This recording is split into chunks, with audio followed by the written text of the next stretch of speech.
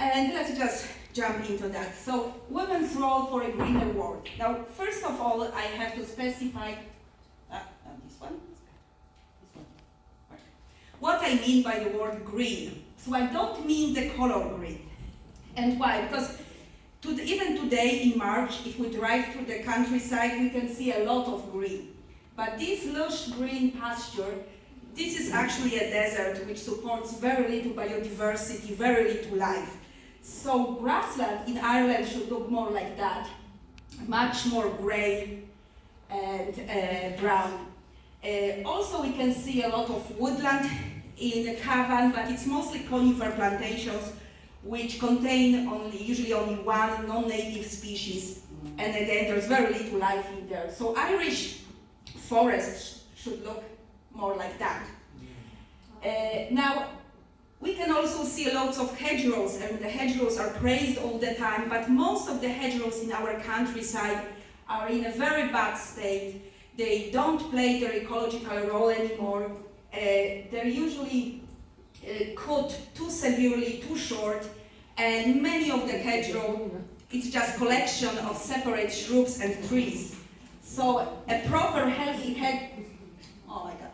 Something happened and some of the pictures got, yeah, but that is quick. Anyway, a healthy hedgerow should be very thick, very robust, very dense and tall. And we have very few of them left in Ireland. Our bogs, for most of the part, our bogs have been destroyed. They should be alive, and very few of them are still alive. Even, you see, even they don't want to show up on the street. There it is. So they should look more like that. And then, of course, if we look around, both in Cavan and in the entire Ireland, we can see huge problems with littering, with fires on the bogs, and general obliteration of wildlife. So when I say green, I mean something which is capable of giving life, of sustaining life and promote life.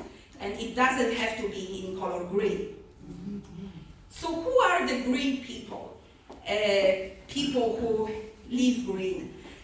Sometimes they are called naturalists or ecologists, as myself. They can be called conservationists if they're involved in nature conservation, or activists if they play a huge role in promoting equality and sustainability. Sometimes, a little bit dismissively, we are called tree huggers, or as I was called a few times, one of those people. So, again, the orchid is a little bit spread, but it's not important. So over the years, in last centuries and now, we had many people who would be involved in studying nature and in promoting nature conservation. Most of the well-known naturalists are men, and I'm sure you recognize at least some of these men here. But there were and still are many women, remarkable women who were and still are involved in activism around nature conservation and fighting climate crisis. So these are just several examples of these women from all over the world. Now, when we think about women and the green world and so on, very often we think about either gardening or also spiritual connection, which is all fine and important, but it's not all. Very often, if we describe women, we can hear words like caretaker of both home and children and community. Women are supposed to be more empathic than men and more emotional, which is all good because you cannot make any good decisions without emotions. But also women are often described as soft, which implies that we have no power, no confidence. Furthermore, irrational is used, as if the woman were driven only by emotions, not by facts and logics. And if women are really vocal about the things they believe in and they really want to stand up for that, very often they are described as bitches, right? So my experience as a naturalist, as a green person, was both bad and good. So let's start with bad one. So when I was a child, I was scolded all the time that I would get dirty. Because when I was watching tadpoles or looking for worms and so on, I would get muddy. And as a girl, I wasn't expected to be dirty. So I really had to fight against that. And unfortunately, many girls cannot fight that, and they are stopped all the time from going out and getting muddy. Then another example is when I was in primary school, I had a terrible PE teacher for a couple of years. So he would let the boys play football while we girls had to weed the schoolyard, which was terrible because you were denied movement and contact with nature, unless you count weeding as contact with nature. Then in my college, I heard many times that women cannot be good ecologists because they don't commit enough, they're squirmy, and so on. And there is a tiny grain of truth in that. Like, I had my first child when I was 20, I was still in college, and this affects my career a lot. So I was always mostly interested in animals, especially mammals, but when I had a baby, I decided to specialize in botany because plants don't run away. So I could accommodate both my research and taking care of a baby. And I just want to say one thing which happened a few years ago. I was employed for a contract with National Parks and Wildlife Service on one project. And in one of the meetings, all the women involved in the project, it was like 6 or 7 of us, were rounded up, and a picture was taken of us to show that NPWS employs women. And that was a little bit humiliating. Like, I felt like a circus animal or something like that. But of course, there's loads of good experiences. And the most important ones are when I go to schools and have workshops with primary school children. When I, as a woman, and especially when I introduce myself that I am an immigrant woman, I can see the light, the eyes of the children light up, especially the girls and especially the migrant girls, because I can be a role model that a woman and a migrant woman can have a really cool job as well. And many girls would approach me after a workshop and tell me that they wanted to be like me when they grow up, which is very, very rewarding. Now, of course, perceptions of green people has changed over the years, and we are respected much more now. And I got a lot of recognition as well, and my being here is part of that, so I'm really honored. Now, gender roles exist in our world, whether we like it or not, and even though legislation has changed a lot over last decades in many countries around the world, including Ireland, not so much has changed in the perception of women's role at home from the time when this painting was painted. So even though women work outside the house, still majority of women do majority of housework, which includes cooking, cleaning, taking care of the children. And that's tough and not fair, but we can use it to our advantage to promote green living. Because thanks to those gender roles, we have huge impact on what our children learn. We can be great role models, showing them how to live in this world in a green way, to show them how to live sustainable, how to protect nature around us, and how to respect it. Also, women who are home carers, they have huge impact on decisions like what is cooked, how it is cooked, how the house is heated, what cleaning products are used at home, what kind of clothes we buy, and so on and so on. So because of these gender roles, we have huge impact on the world. And now experts all over the world found out that one of the most important factors in ensuring that our world survives, that it will become sustainable again, and we'll be able to fight climate crisis and biodiversity crisis, is education of girls. So like around 130 million girls around the world are denied education only because of their girls, because they are girls. It's mostly due to poverty, child marriage, sexual exploitation, and other terrible things.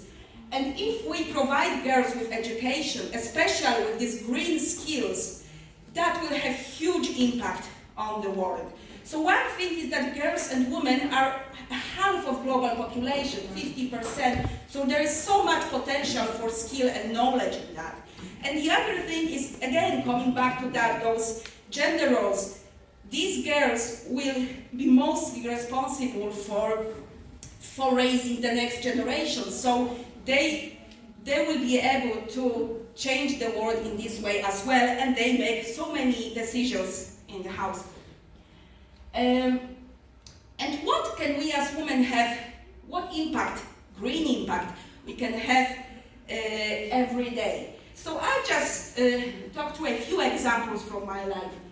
So a few years ago, I was on a Parents Association committee in a local primary school. And usually when we had some event where we provided drinks, we would use disposable plastic cups. So I proposed to use paper cups, which were a little bit better. And also now I am involved in a youth club, and we also used to use disposable cups. But then I went to a charity shop and got plenty of mugs. Every cup is different, so there's no confusion, and now we use only them. So that was changed for better. Now many women are involved in community projects. Like if I work with community groups, there's so many women, usually it's mostly women. So it's important to educate, that we educate ourselves so we know which projects which we do are really green. We can also look for expertise. We can often find expertise within our communities, but also there are funds which would cover the cost of hiring an expert, so we can make sure that our projects are really green. Then we can also decide what cleaning products we use, both at home and in community halls and so on. But we have to also fight for access to green spaces. There's loads of green spaces around us, but we are denied access to most of them. And without spending time in nature, we will never learn how to appreciate, how to understand, and how to love and protect nature. And we also have to fight for access to footpaths and public transport, so we can get there without always using our car. And this is connected with our children who go to schools. For me personally, it is terrifying that children who live even less than 1 kilometer away from school have to be driven to school because walking or cycling on the road is too dangerous. We also have to fight for access to green services, so we can repair our things, upcycle, recycle, and so on. As well as promote second-hand market, because every pre-loved thing which is used again costs so much on carbon emission and on general pollution of our environment. We have to be very conscious about our waste, both at home, and if you hire somebody to get rid of our bulk rubbish. So we have to make sure that our sofa doesn't end up in the bog, as in this picture. And all of these, which are examples, they're not possible to achieve on a large scale if we don't fight poverty.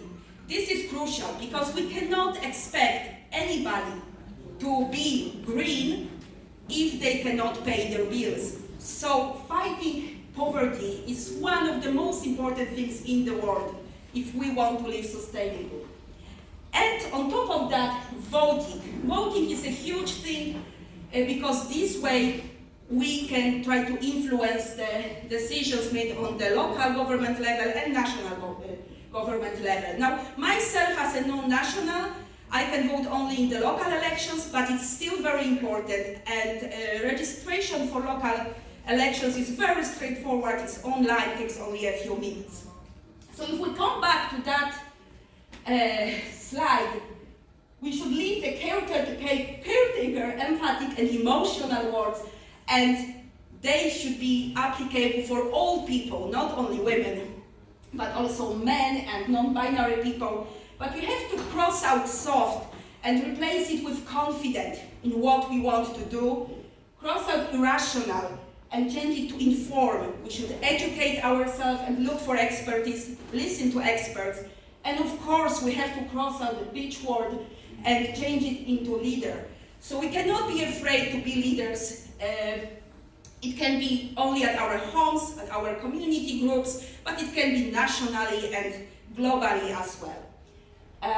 So thank you very much, and I just wanted to say that I'm really happy to see men here as well, because one of my acquaintances who happens to be a man, he was very furious that it's against equality because it's only a woman's event. So I will tell him that men were welcome as well. So thank you very much.